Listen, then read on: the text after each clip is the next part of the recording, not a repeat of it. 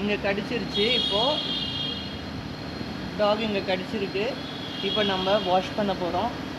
இந்த சோப் இல்லைன்னா எந்த சோப் இருந்தாலும் நீங்கள் எடுத்து யூஸ் பண்ணிக்கலாம். தண்ணி ரன்னிங் வாட்டரில் இப்போது இதை சோப்பு வச்சு நம்ம இந்த இடத்த கழுவ போகிறோம்.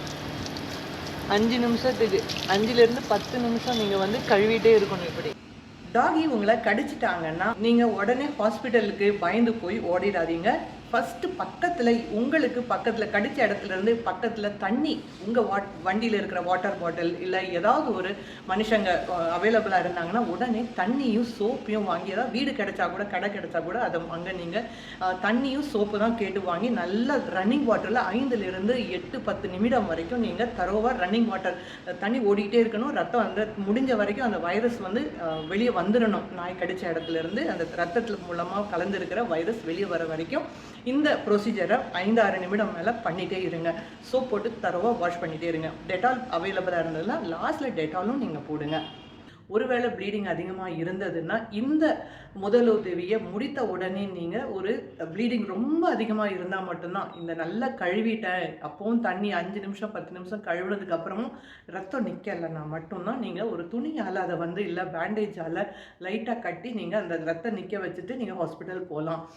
இதுக்கெல்லாம் ரொம்ப டைம் ஸ்பெண்ட் பண்ணாதீங்க. கட்டிட்டு நீங்கள் எவ்வளோ சீக்கிரம் உங்களால் முடியுமோ ஹாஸ்பிட்டல் கிளம்ப பாருங்கள். ஆனால் பயந்துட்டு நீங்கள் இந்த முதலுதவியை பண்ணாமல் ஹாஸ்பிட்டல் கிளம்பாதீங்க. ஃபஸ்ட்டு தண்ணி ஊற்றி பதட்டப்படக்கூடாது. தண்ணி ஊற்றி கழுவி முடிச்சுட்டு தான் நீங்கள் ஹாஸ்பிட்டல் போகணும். அது ரொம்ப முக்கியம். ஏன்னா அந்த வைரஸ் உள்ளே போகக்கூடாது. இப்போ கட்டுறதை டாக்டர்ஸ் அவ்வளோவா என்கரேஜ் பண்ண மாட்டாங்க. ஏன்னா நம்ம சரியாக கழுவாமல் அதை கட்டி வச்சிட்டோம்னா முதலுதவியை முழுசாக முடிக்காமல் சரியாக கழுவாமல் கட்டும்போது ரத்தத்து மூலமாக வெளியேறிட்டு இருந்த அந்த வைரஸ் இப்போது ரத்தத்துக்குள்ளே நம்ம உடம்புக்குள்ளே ட்ராவல் பண்ண ஆரம்பிச்சிடும். இந்த ஒரு ரீசனுக்காக தான் கட்ட வேணாம்னு சொல்லுவாங்க. நாய்க்கடியை கட்டிட்டு வராதிங்க வாங்க, கழுவிடுங்க வாங்க. ப்ளீடிங் ரொம்ப நிற்கலைன்னா மட்டும் இந்த மெத்தடை, அதாவது முதலுதவி முடித்ததுக்கு அப்புறமா நீங்கள் அதை துணி போட்டு கட்டலாம், பேண்டேஜ் போட்டு கட்டலாம், க்ளீனான பேண்டேஜில்.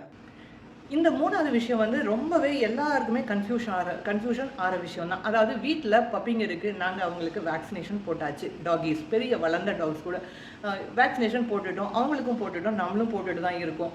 நீங்கள் போட்டுக்காமல் இருந்தாலும் டாக்ஸுக்கு போட்டிருந்தா கூட பிரச்சனை என்னதுன்னா, அவங்க உங்கள் கூட விளையாடும் போது கடிச்சிட்டாங்கன்னாவோ, பை மிஸ்டேக் கடிச்சிட்டாங்கன்னாவோ, இல்லை நகத்தில் கீறும்போதோ உங்களுக்கு லைட்டாக ஒரு மைல்டான ஒரு லைன் தெரியும், சிவப்பு கலரில் லைன் தெரியும், நம்ம படத்தில் காட்டின மாதிரி. இந்த மாதிரி கீறினதுன்னு சொல்லுவாங்கள்ல, பல்லு கீறி இருந்தாவோ அல்லது நகம் கீறி இருந்தாவோ இப்போ உங்களுக்கு டவுட் வரும். ஆனால் கரெக்ட் ஒரு மாதிரி லைட் ரெட்டிஷ் கலரில் லைட்டு சிவப்பில் இருக்கும், இளஞ்சிவப்பு. இப்போ உங்களுக்கு டவுட் இருக்கும். இந்த மாதிரி கண்டிஷனில் அவங்க தான் டாக்ஸுக்கு நம்ம வேக்சினேஷன் போட்டுட்டோமே, இப்போ நம்ம பயப்படணுமா, டாக்டர்கிட்ட போகணுமான்னு நிறைய பேருக்கு இங்கே தான் டவுட் இருக்குது.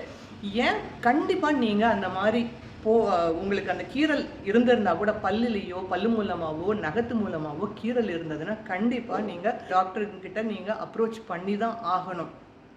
ஏன் மெடிக்கலுக்கு போய் தான் ஆகணும்? ஏன்னா ஹோல்ஸ் மூலமாக அந்த வைரஸ் ரேபிஸ் தொற்று உள்ள வைரஸ் உள்ளே போகிறதுக்கு நிறைய வாய்ப்புகள் இருக்குது. ஒருவேளை உங்கள் டாக்ஸுக்கு நீங்கள் வேக்சினேஷன் தடுப்பூசி தொற்று நோய்க்கு போட்டிருந்தீங்கன்னா கூட இப்போ அவங்க ஒரு கேரியராக கூட இருப்பாங்க. அதாவது கொரோனா டைமில் நிறைய பேர் அவங்களுக்கு கொரோனாவோட எஃபெக்ட் எதுவுமே இல்லைன்னா கூட அவங்க மூச்சு விடுற காற்று மூலமாக மற்றவங்க இருக்கிற இடத்துல மற்றவங்களுக்கு பரவ வச்சுட்டு இருந்தாங்க இல்லையா, அது மாதிரி தான் சில டாக்ஸ் அது ஒரு கேரியராக வச்சுருப்பாங்க.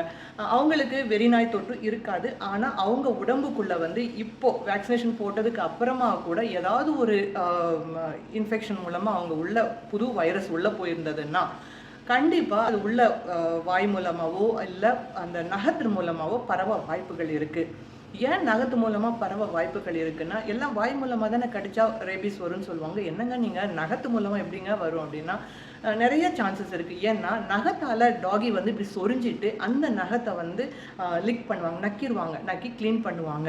அது நீங்களே பார்த்துருப்பீங்க. அவங்க அவங்க க்ரூமிங் சொந்தத்துக்கு அவங்க கோம் பண்ணிக்கிறது அந்த பிளேஸை வந்து அவங்க நக்கும்போது இல்லை ரத்தத்தில் இருந்தோ இல்லை நக்குனது மூலமாகவோ அந்த வைரஸ் வந்து அந்த நகத்தில் படிஞ்சிருக்க வாய்ப்புகள் இருக்குது. இப்போ நீங்கள் என்ன பண்ணுவீங்க, நகம் தானே கீறிச்சு, அதில் கீறினதுனால ஒன்றும் பிரச்சனை இல்லை அப்படின்னு சொல்லிட்டு நீங்கள் விட்டுறாதீங்க. ஏன்னா அந்த வைரஸ் அந்த நகத்தில் உட்காந்துருந்ததுன்னா நீங்கள் அந்த நகத்தால் உங்களை கீறும்போது உங்கள் உடம்புக்குள்ளே அந்த வைரஸ் ட்ராவல் ஆயிரும்.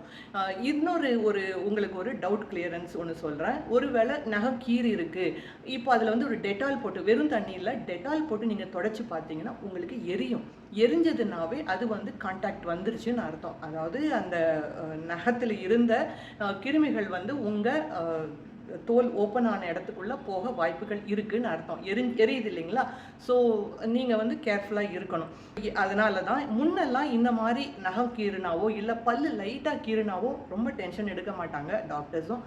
ஆனால் இப்போ வரும் காலங்களில் வந்து நிறைய பேர் அப்சர்வ் பண்ணதில் இப்போது நிறைய பேர் இறந்ததுனாலையும் இந்த தொற்று வந்ததை கண்டுபிடிச்சதுனாலையும் தான் கீறினாவே வீட்டு டாக்ஸு, நம்ம வளர்க்குற டாக்ஸு, பெட் டாக்ஸ் கீறினா கூட கண்டிப்பாக ஹாஸ்பிட்டல் போயிருங்க அப்படின்னு சொல்கிறாங்க. எப்போவுமே நம்ம டேஞ்சரஸ் சுச்சுவேஷன்ஸை நம்ம எடுத்து நம்ம சேஃப்டிக்கும் பப்பி சேஃப்டிக்கும் நம்ம அதை யூஸ் பண்ணிக்கிறது ரொம்ப நல்லது தானே. உங்கள் வீட்டு சின்ன பப்பி, அதாவது வீட்டுக்கு எடுத்துகிட்டு வந்திருக்கீங்க ஒரு பப்பி, இப்போ வந்து பப்பிக்கு வேக்சினேஷன்லாம் தடுப்பூசியெல்லாம் போட்டு தான் நாங்கள் எடுத்துகிட்டு வந்திருக்கோம். இப்போ அவங்க விளையாடும் போதோ இல்லை நம்ம பாட்டி ட்ரைனிங், டிசிப்ளினரி ட்ரைனிங் எல்லாம் நம்ம பண்ணும்போது அவங்க கடிக்கிறாங்க, இல்லை அவங்க பல்லு வளரும் போது கடித்து விளையாடுவாங்க. இது எல்லாம் டென்ஷனாக அப்படின்னு கேட்டிங்கன்னா இல்லைங்க. நீங்கள் தடுப்பூசி போட்டிருக்கீங்க, அப்புறம் வீட்டுக்கு வெளியே இன்னும் உங்கள் பப்பி வேறு பப்பியும் கூட விளையாட ஆரம்பிக்கலை, தெருக்களில் போய் விளையாடலை, வீட்டுக்குள்ளவே தான் இருக்காங்கன்னா அவங்க வாய் வச்சு தடுப்பூசி போடப்பட்டவங்க உங்கள் மேலே வாய் வச்சு கடிச்சாவோ கீறினாவோ டென்ஷன், கண்டிப்பாக பயப்பட தேவையில்லை. ஆனால் தடுப்பூசி போட்டிருக்கணும். அதே மாதிரி இந்த பப்பி வந்து வேறு வெளியே எந்த பப்பி கூடயும் இன்டராக்ஷன், எந்த ஒரு விளையாடுறதுக்கோ எதுக்கும் போகாமல் இருக்கிற வரைக்கும் சேஃப்டி தான். ஒருவேளை சின்ன பப்பியாக இருந்தும் வெளியெல்லாம் போயிட்டு வர்றாங்கன்னா நீங்களும் இந்த ரேபீஸ் வேக்சினேஷனை போட்டு வச்சிருக்கிறது ரொம்ப நல்லது. நாய்க்கடிக்கு நீங்கள் ஹாஸ்பிட்டல் போனீங்கன்னா உங்களுக்கு டிடி போட்டிங்களா, ரேபீஸ் வேக்சினேஷன் வெறிநாய் தொற்று தடுப்பூசி போட்டிங்களான்னு கேட்பாங்க. ரேபீஸ் வேக்சினேஷன் நீங்கள் போட்டிருந்தீங்கன்னா எப்போ போட்டிங்கன்னு இன்ஃபர்மேஷன் சொல்லுங்கள். அப்புறம் டெட்டனஸ் போட்டிங்களான்னு கேட்பாங்க. நம்ம எப்போவும் அடிபட்டுருச்சுன்னா டிடி போடுவாங்க இல்லைங்களா, அது 6 மாதத்துக்கு ஒரு தடவை போடுவாங்க. ஒருவேளை உங்களுக்கு 6 மாதத்துக்கு போட்டிருந்தீங்கனாலோ இல்லை உங்களுக்கு எந்த ஞாபகமும் இல்லை, டிடி போட்ட ஞாபகம் இல்லை அப்படின்னா, டெட்டனஸ் போட்ட ஞாபகம் இல்லைன்னா நீங்கள் டாக்டர்கிட்ட சொல்லலாம். நாய்க்கடிக்கு ட்ரீட்மெண்ட் பண்ணும்போதே இந்த டிடியும் டாக்டர்ஸ் போட்டுருவாங்க. நீங்கள் பயப்படாதீங்க, கண்டிப்பாக டிடி போடுவாங்க. எத்தனை மணி நேரத்துக்குள்ளே ஹாஸ்பிட்டல் போகணும் அப்படிங்கிற கொஸ்டின் உங்களுக்கு இருக்கும். நீங்கள் 24 ஹவர்ஸ்க்குள்ளே போகணும்னு சொல்லுவாங்க. ஆனால் நியரஸ்ட் ஹாஸ்பிட்டலில் போய் ஒரு டிடியாவது உடனே போட்டுடணும்னு சொல்லுவாங்க. என்ன கேட்டால் கடிப்பட்ட உடனே, உங்களை கடித்த உடனேவே நீங்கள் ஃபஸ்ட் எய்டெல்லாம் முதலுதவி முடிச்சிருப்பீங்க இல்லைங்களா, நம்ம பார்த்த மாதிரி தரோவாக முடிச்சுட்டு 6 மணி நேரத்துக்குள்ளே நீங்கள் கிளம்பிட்டீங்கன்னா ரொம்ப நல்லது. டாக்டர்கிட்ட போய் ட்ரீட்மெண்ட் ஆரம்பித்தா ரொம்ப நல்லதுன்னு சொல்லுவேன். நாய்க்கடியுடைய ஆழத்தை பொறுத்து, டெப்த்தை பொறுத்து உங்களுக்கு ரேபீஸ் இம்யூனோகுளோபுலின் அப்படிங்கிற இன்னொரு இன்ஜெக்ஷனும் போடுவாங்க. அது வந்து நாய் எங்கே கடித்ததோ அதை சுற்றி போட வேண்டியது இருக்கும். அது ரொம்ப ஆழமாக இருந்தால் அல்லது டாக்டர்ஸ் அதை செக் பண்ணி பார்த்துட்டு தான் தேவையா வேண்டாமான்னு சொல்லுவாங்க. இந்த ஊசியும் ரேபீஸ் இன்ஜெக்ஷனோடையும் டெட்டனஸோடவும் தான் இது 3ஆவதாக தேவைப்படும்.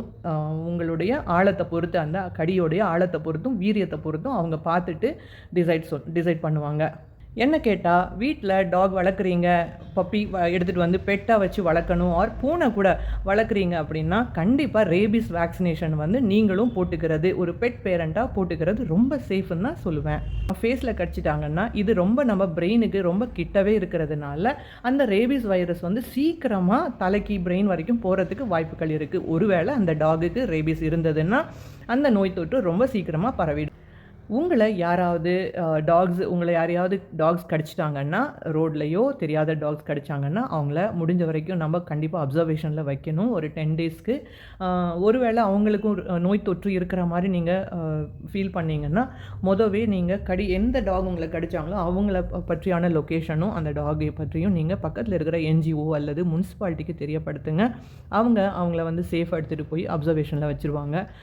அதை வந்து நம்ம அடித்து கொள்றதுக்கு நமக்கு உரிமை இல்லை. சட்டப்படி அது குற்றம், அப்புறம் பாவச் செயலும் கூட.